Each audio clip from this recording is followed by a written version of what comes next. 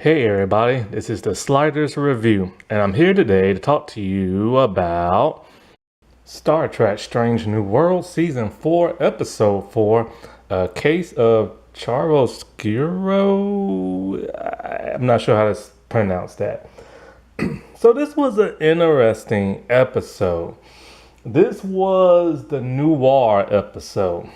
And I was really curious to know how exactly and why exactly was this episode going to be in black and white?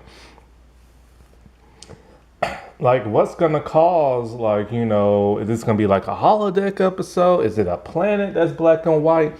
But why is it set in noir times? Was this going to be another time travel episode? Like, what the heck was going to happen? Lose my voice because you get all these like old 1930 clothes, but then you see set photos of the Enterprise in black and white. So it's like, okay, are they in another dimension? Like, what's going on? You know what I'm saying? Now, this episode is about as classic Trek as you can get for multiple different reasons. First reason, German Nazis. But they didn't actually visit a place that actually has German Nazis or like time travel. No, it's an allegory and everything, which is something Trek does back in the day and something a lot of fans have been asking for. Also, what I was going to say. Let's see, the allegory. The Germans themselves, the German Nazi type thing. Because Star Trek has dabbled with that in the past. In the original series, they dabbled in it. In Voyager, and also that of Enterprise and everything. But Deep Space Nine had their own versions of Nazi Germany's when with the whole like Kardashians and like the Bajorans and everything. And something else that's classic Trek, I can't think of what, but if I think of it later on, and I'll say it. And so, like, this was an interesting episode. It gave people what they want. Oh, also, it's a throwback to like doing an episode that's very similar to an older Star Trek series. And so, this episode gave people a lot of what they wanted. Allegories, like past Star Trek episodes, going undercover and like trying to help people out and everything. And doing those classic Trek, episodes and like reinventing it. However, once again, just like with season 3, they went back to an older classic type of style of episode, but it wasn't written as great as those past episodes. Now, don't get me wrong. Yes, this is a good episode and everything. It has a little flaws here and there. Not only that, but this was an extreme gimmick episode, which is another gimmick episode this season. This season seems to be the gimmick season. Last season was all about romance and everything. And older past Trek shows, nostalgia. This one just seems to be gimmick. Either a gimmick from like an older television show or like an older movie people don't remember, like the first episode. I'm not quite sure what type of gimmick that could have been, because there's been multiple dinosaur type movies and shows. Like you got Jurassic Park, The Land Before Time. You have I forget something Topia something. Is it Dinotopia? I can't remember. And then there's this one show that a lot of people probably don't remember that was syndicated either in the late 90s or early 2000s. And I forget the name of it. Crap. It was syndicated. I'm almost got the name in my head. It's almost rattling around in my head, but I can't quite get it correct. It's a person's name, and then it's the title. I want to say Andy Cohen. Not Andy Cohen. That's an actual person. Um, Not Wells. Oh crap. I forget the other part of the name of the title. I think it's called Lost World or something like that. All I remember is a group of people. One dude like was kind of like a Indiana Jones type guy, and they went to like another world and like or a lost world, I should say, kind of like in the jungle, and they met this jungle woman with blonde hair. And then I remember there was like a dinosaur like in the intro and like the episodes and stuff. It was a show I never really watched. I liked the intro and I liked the blonde woman. And that was about it. Is it Andy Cohen? No, I keep saying Andy Cohen. Crap. No, it's not Andy Cohen. But it's something. Oh, I almost had it just now. And I don't remember what happened to any of these stars. I never see them in like nothing.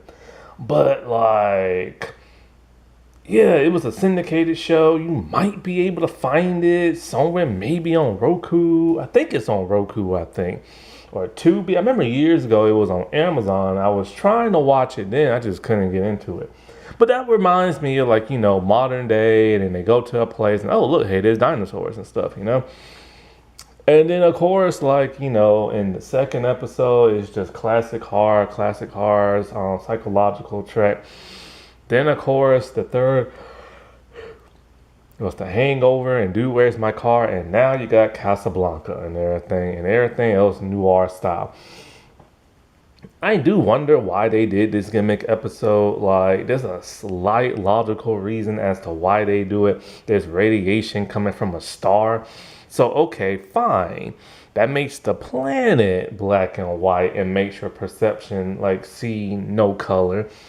But the radiation is going as far as like the Enterprise and everything there is black and white. And my thing about that is like, what? Did they see somebody else do a noir style type thing and they're all like, hey, let's do it too? Because yes, Spider Noir came out and everybody knew it was going to be in a noir style, even though they were both making the show around the same time. But it's kind of one of those things where they're kind of like, hey, they're doing it, so let us do it too and everything. And I don't want to keep seeing this be a gimmick in Hollywood. Like, yes, it's new, it's refreshing, and it's, for a lot of people who are not used to it. But I don't want this to become the norm. Like musicals. Remember when musicals started to be a thing in the 2000s? And then everybody was doing the musical, and they wouldn't stop, and now they stop, and now they're still trying to bring it back. Like, I don't want that to be a gimmick. And so, like... But with Spider Noir, there was a logical reason why they did that. And Sony just can't use Spider-Man. So they went into like their comics to find a Spider-Man that was so different, that's not really like Spider-Man. And bam, Spider Noir stuck out. And it just one thing after another. What would have made this episode more interesting with the noir style and the black and white if somebody on the Enterprise be all like, like I can't see color. I don't know which flashing light this is or whatever. You know what I'm saying? Like they should have pointed it out, but they didn't.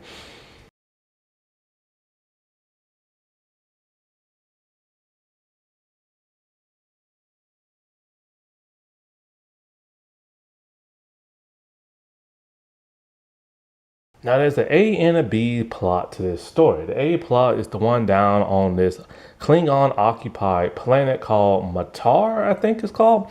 And that's the most interesting thing about this entire episode. But then there's a B plot with La'an and then Chapel and Spock. And that is so uninteresting. I could care less about that. And I felt like it wasn't handled properly. It was rushed. If they would have done an entire episode on the B plot, all right, fine, we're cooking now. But the fact that it was just a tiny B plot and it kind of goes nowhere and it makes you frustrated because of the whole La'an situation, I'm just like, whatever. But the stuff on the planet was truly interesting. It was more visually interesting and stuff like that. For some reason, this planet looks like 1930s Earth. Don't know why, it just does. Hey, that's classic Trek for you. Back in the TOS days, they did that all the time. But here's one of my gripes. There's a reason why they did stuff like that back in TOS. There's a reason why they had like Roman episodes and like Nazi Germany episodes and time travel episodes from the 1960s. Is because of budget. They couldn't always do what they wanted to do. So they had to cut corners and do the best they can. And it normally comes down to that of a budget. Plus self-awareness of what was going on around that time. You know, the World War II had pretty much just ended around that time, you know. And there were people still chasing down Nazis and Nazi sympathizers and arresting them. And so it was more current events back then, you know what I'm saying? And like, so the allegories could work back then. This is just a gimmick theme episode because somebody wanted to do World War II. Basically, you know what I'm saying? When Voyager did it, it was very creative. It was the holodeck. And it really taught you something. Because I remember growing up in the 90s, you know, in high school in the late 90s. We didn't learn much of nothing about World War II. We learned a little here and there, Morse code, Hitler not wanting to be disturbed while he was asleep, you know, crap like that. Which I don't know if that was really true or not, but whatever. D-Day, you know, that's about it. But that Voyager episode really taught me a lot. I didn't know that there was underground resistant movements, especially in France and stuff like that. TV can teach you a lot, people. You know what I'm saying? More than a school can. So those gimmick type episodes were cleverly done. Here is just like, hey, remember TOS when they went to this planet and for whatever reason, it just happened to look like Earth for no apparent reason? Let's do that. And I feel like that's lazy writing. It's lazy if you don't really have nothing poignant to really to say, you know what I'm saying? Or there isn't a real clever reason as to why you're doing it. Budget, clever. Holodeck, clever. Here, just a throwback, lazy and everything. And, you know, and that's the problem I'm having with modern new Trek is that they just want to throw things back to the good old days, but then do a half-done job. Like, why were the Klingons not looking like humans? Klingons have been a huge debate in modern new Trek for the longest time, going all the way back to Discovery. And like, you know, knowing they messed up. So here comes Picard, making Worf look normal and everything. Then, of course, you have Strange New Worlds, and they just go back to the basic Klingon design of like how Klingons are supposed to look, but yet there's no augmentation, there's no virus and everything. You know, they're supposed to look human and everything. And they don't. And if this is supposed to tie into when we get to Kirk days, I mean, which technically we are technically in Kirk days if you think about it, we need some human-looking Klingons, you know what I'm saying? But whatever. And it's interesting that, like, you know, Klingons are occupying this planet and doing basically a Kardashian type thing. I kind of would have preferred if it was the Kardashians and like the Bajorans or something like that, but of course we don't ever see them to TNG. And also the Bajorans, but I'm pretty sure we saw a Bajoran at some point. I'm almost positive in New Trek, but I'm not sure. Maybe I'm thinking of Discovery in the 30th century. Maybe I'm thinking of that, or 32nd or whatever. But yeah. So I feel like they're just doing gimmick stuff to kind of like be like, hey, remember this and remember that, and here's our take on it, and I don't know, because next episode is the transporter incident episode, and I'm pretty sure that's the puppet episode, and this is a weird season. This is a weird season. And, you know, for the most part, Star Trek really don't do that whole, hey, let's go down on Earth and make it look, go down on a planet and make it look like a human planet, unless they have a really good reason. Voyager did it with species, Ooh, what's that species name? It's been a while. 8472, I think. And then of course there was that train episode in TNG, but that was because it was written by Mel Torme, I believe, and he does things like that a lot. He did the Good Goodbye, I think. No, the Dixon Hill episode in TNG. He loves stuff like that. May you rest in peace. And so, there's reasons for that. Here, it's just kind of like, hey, remember this and everything. Now, the cast consists of Una, Uhura, and Obanga.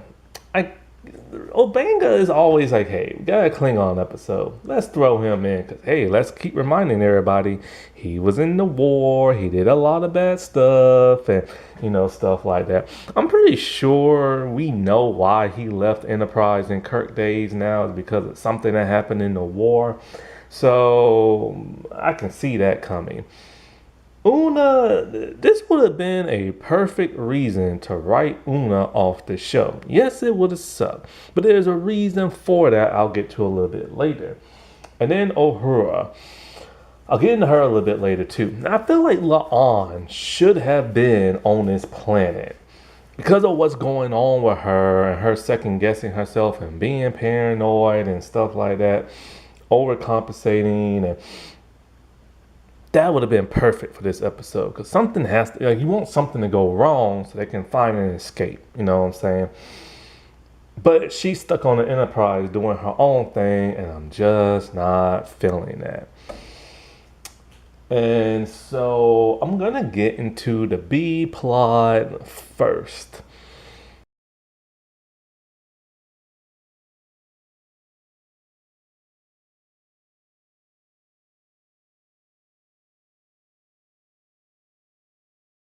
The B plot is okay. So basically, it's like this.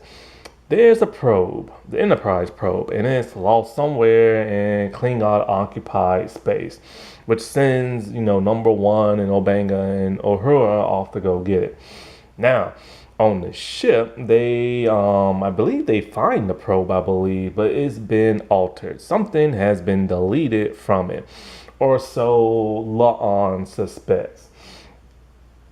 So she doesn't know if this is part of her change, which what are they gonna do with her? Seriously, man, like why did they make her related to Khan? And wait till now to start exploring that. Anyway, so she's doing her investigation type thing and she's talking to Spock, having help from him, and he's all like, maybe this is just the change you're going through because of the Vulcan DNA, and maybe nothing has been deleted and everything. Maybe it's just you being paranoid and everything, which causes problems between those two.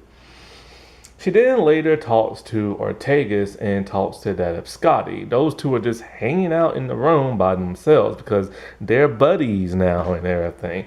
And they help out. I think I think Scotty put some type of tracking something on it or something like that. And so I'm kind of curious. In this show, who is the buddy couple? Every Star Trek show has that buddy couple. And sometimes they have two of them. Because, in TOS, it was Spock and it was Kirk. Then it was also Kirk and McCoy. Then in T and G, you had Riker and Worf, you had Geordi and Data, and you also had Picard and Crusher. And then later on, you had Troy and Worf and everything. Okay, sometimes you have more than two. Then DS9, of course, you had Cisco and you had Dax. And then you also had Bashir and O'Brien. Then you would have probably what's his name, Quark and Odo, or you'll have somebody else, Garrett and Bashir. And then of course in Enterprise, I go to Voyager. So in Voyager you had Paris and Kim. You would have Seven of Nine and the Doctor, you know what I'm saying? B'Elanna and what's his name? Chakotay at first and everything, And then Enterprise, you would have who'd you have? Archer and T'Pol sometimes, or Archer and whoever Trip and everything, But in this show, who exactly do you have? Because originally it was Una and La'an, but they squashed that really fast. And there's really been no couple type like pairing. But now you have Ortegas and Scotty. So this is interesting, and I'm kind of curious to know where this is gonna go. Sometimes it feels like it's gonna be a romantic thing, but who knows? You know what I'm saying? So that leads her to talk to Chapel. And so it turns out that Chapel is the one who deleted the files. And the way it's revealed is stupid. Basically, it's like this. La'an's just kind of second guessing herself. She's talking to her as like a friend. And then Chapel's all like, did you check the transporter logs and everything? And she's like, it was you. And she's all like, look, I have a good reason. I have this old captain. They travel into Klingon space for medical reasons to give aid. And they weren't supposed to. And when Starfleet finds out, they're screwed. I'm asking you as a friend just to let this go. And that's exactly what she does. It is the most boring storyline I've ever seen. There's like no real true investigation of, oh, tampering, let me, figure this out, and oh, I'm super paranoid, and oh, this and that. It's just rushed. And it's a captain we never get to see. It's another part of Chapel's past we never get to see. And La'an just goes along with it. She just doesn't tell Pike. And this is weird. This is La'an we're talking about. In season 1, she was a stickler for the rules and everything. Very uptight. Now she's just letting this go. Why can't the con in her come out and everything, and be thinking about, oh, conspiracies and oh, who do I trust? Something like that. And it's one of those things of why did they make her a con and everything?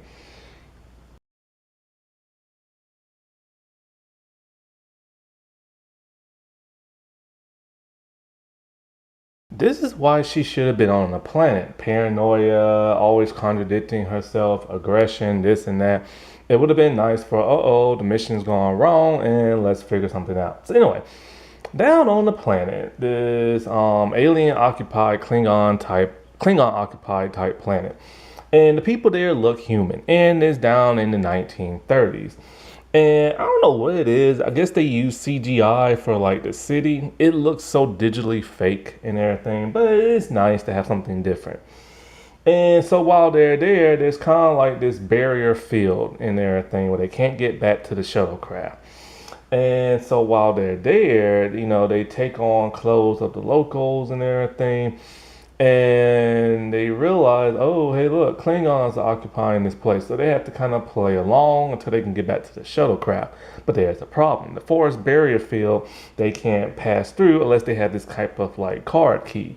So while there and everything, they're talking to some of the locals and they're talking to this one guy. And I kind of figured like, he's all like, we got an unnamed shuttlecraft in this facility. I knew once he said that something fishy was going to be with him and everything, and it was. And so basically it's just Obanga's at the bar with, and he's with like, Uhura and everything. And he's trying to teach her how, like, hey, keep it cool, make up this fake name that's similar to yours. And, just to keep an ear out and everything and play along and stuff like that. He's basically like this mentor towards her, trying to keep her calm because she's scared at the moment. She's scared of Klingons and this and that. I don't think it's ever been brought up in the show. She was scared of Klingons, at least I don't think so. But this reminds me of TOS and Uhura. Where Uhura, when she wasn't like the pleasant person to be around or reporting about this, she was terrified of everything. Go down on like an alien planet, Captain, I'm scared. Or she'll just scream and everything. Or she'll be manhandled by a man trying to take advantage of her. The only time I ever really saw her stand up for herself was in the Mirror episode with Sulu on the bridge and everything. It's like finally she's fighting back. But of course, she was a woman back in the 1960s and a black woman at that, which means she was very limited to what she was allowed to do because it was a white man only type show, which is why they got rid of number one in the pilot and stuff. And women were just relegated on Star Trek back in the day to screaming about everything or being the damsel in distress or like something like that. And it was so frustrating to watch back today and everything. It was frustrating back then, it's frustrating now. And so I feel like this was a callback to her always being scared of everything and screaming and Captain, I'm scared. You know what I'm saying? Which I don't like that. I don't like that. I don't like that. One thing they've been trying to do with Uhura ever since the JJ movies is make her different than what she was on TOS. She was basically a blank slate character. So blank slate that when she lost her memory through to that alien device, they never restored it. Yes, she lost her memories and they never restored it. They restored Spock's, but they can't restore her. So she had to relearn everything like a child because she's a black woman living in 1960s, which is one of the reasons why she quit the show, or at least tried to. Until Martin Luther King stopped her and everything with that, and she was experiencing racism on the show.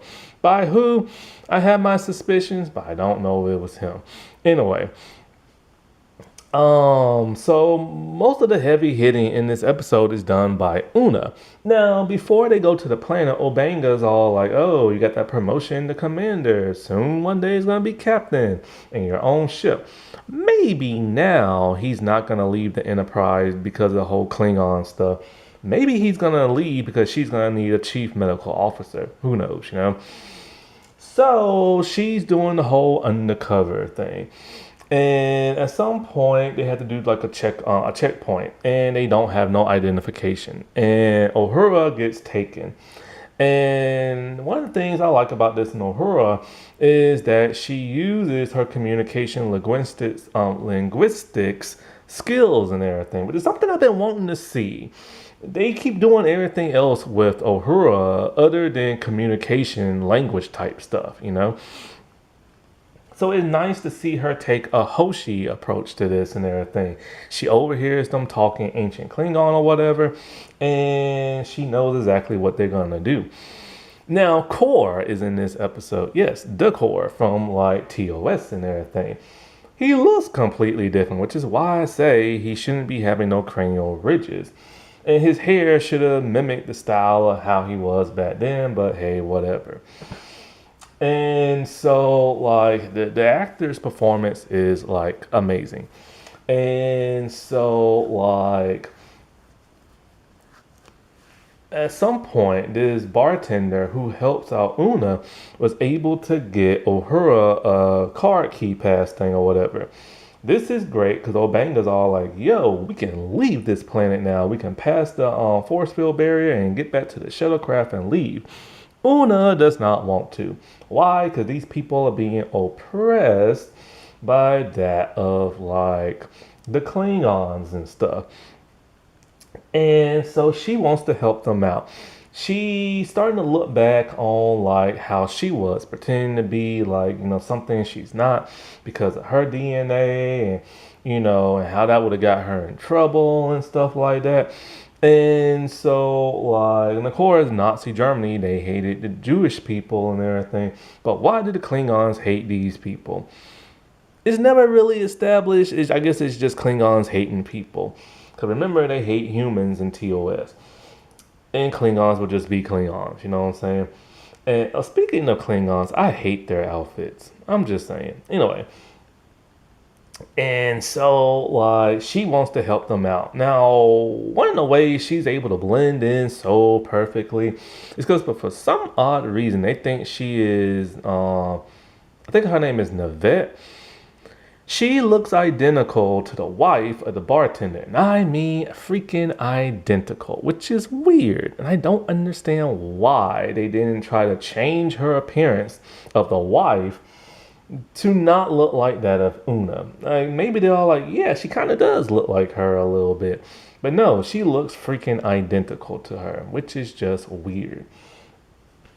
And so after finding out there's like a secret room and everything that I think Navette's her name was in, she died in a cryo chamber, but somebody murdered her. And so it's kind of like, oh crap. Somebody knows that Una isn't who she's supposed to be, but who the heck is it and everything, right? And so it's kind of like, I wish they would have spent time searching around the planet to kind of figure out who that was and who murdered her and everything. But no, it just happens kind of rushed, and it's the dude who they first talked to in the beginning, who's like a sympathizer and everything. And it's just kind of like I knew there was something up with him, but I wish there was more of a mystery as they figure out who killed her and stuff, because it could have been like a murder mystery type thing. But Una uses her smarts to plant a detonator on him and like pretending like he's gonna blow up, like, I guess the shield grid or whatever and stuff. And so the Klingons take care of him. And like she's about to head back to her like shuttle with everybody else, but then the bartender dude's all like, "No, we need you," and everything. She's like, "No, you can do this yourself. Like, stand up for yourself, and you're capable of being the new leader now that your wife is gone and everything." And so they're gonna continue to fight like the Klingons underground as they've been doing and everything, because there was an underground resistance that was led by the woman who looks like Una. And so then they head back to the shuttle and they leave. And this is one of the problems I have with this episode. What exactly did it accomplish and everything? The Klingon occupation is still going on that planet. Why was she so determined to help these people if she wasn't gonna stay and help them fight and everything, This is reminding me of Michelle Forbes' character. Who did she play? Lauren and everything. Ro was pretending to be like a Maquis person. Then she saw what all they was going through and stuff and realized, you know what, Starfleet's not for me. I gotta help the Maquis out and everything. And so she turned her back against Starfleet. Then of course in Picard it's like, oh wait, she's still alive and she's back in Starfleet as like a captain or whatever. But yeah, they could have done something like that with Una. Be all like, hey, look, I appreciate being in Starfleet, but like, look, y'all are secretly bigots and everything, and y'all don't like my people, and these people need my help. So I'm gonna stay here on the planet and help the resistance fight. That would have been a perfect way to write her off the show and explain why she wasn't on TOS. But no, they don't go that route. And once again, what was the point in her wanting to stay and do the right thing to help these people out? Basically breaking the Prime Directive and everything. And, this is something we hear all the time in other Star Trek shows. You don't interfere with other planets and what's going on with them, especially if they're not warp capable and everything, which this planet does not appear to be. There's a reason why Starfleet didn't take out the Kardashians to help the Bajoran people out and stuff, because it would have broke the Prime Directive and stuff. They're not supposed to interfere in other people's squabbles and everything. But yet she stayed there and wanted to, because that's like the hero Star Trek thing to do. So I think it would have been a perfect thing if she would have stayed there and helped them out. You know what I'm saying? But she don't, and it's still on a Klingon rule, and we're never gonna know what the heck is gonna happen to this planet and stuff.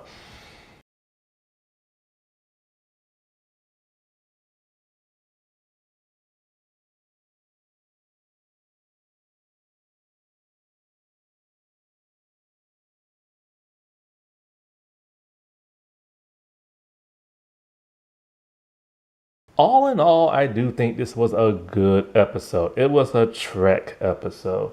There were lots of Trek tropes and themes in here and that. The execution could be a bit more polished and everything. And I knocked my camera over. The B plot could have been a heck of a lot stronger, a better explanation of why everything's in black and white, other than them just wanting a gimmick episode. Some real stakes down on the planet where, you know, crap goes south and you have to fix it, and hey, let's save these people, but not really save these people. Like, you know what I'm saying? Like, it was a good episode. It just needs stronger writing. Which, what the heck has gone on with this show? This show has never been perfect, but it was the closest thing we ever got to real Trek, other than all the other new Trek shows and stuff. But since the third season, man, they have really dropped the ball and everything. And now we're gonna get a stupid puppet episode. Alrighty, well, I'll talk to y'all later. Bye.